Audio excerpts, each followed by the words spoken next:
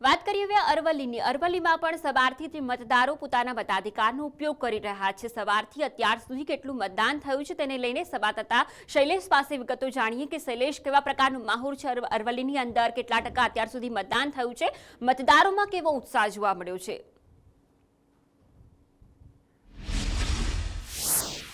આપણે જણાવી દઉં કે સવારથી લઈને સાંજ સુધી અત્યારે સાંજે 4 વાગવા આવ્યા છે।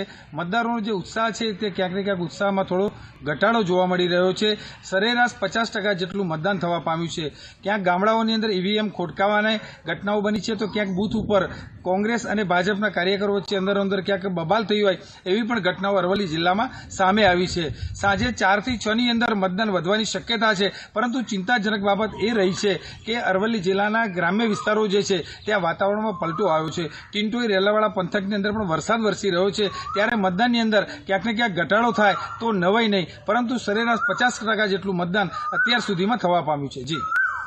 જી બિલકુલ શૈલેષ, આભાર સમગ્ર વિગતો સાથે જોડાવા બદલ। તો અરવલ્લીમાં ક્યાંક અત્યારે માહોલ પણ બદલાયો છે, ક્યાંક વરસાદી માહોલ જોવા મળી રહ્યો છે અને આ સાથે જ ક્યાંક ઈવીએમ ખોટકાવવાની જે વિગતો છે તે પણ સામે આવી છે।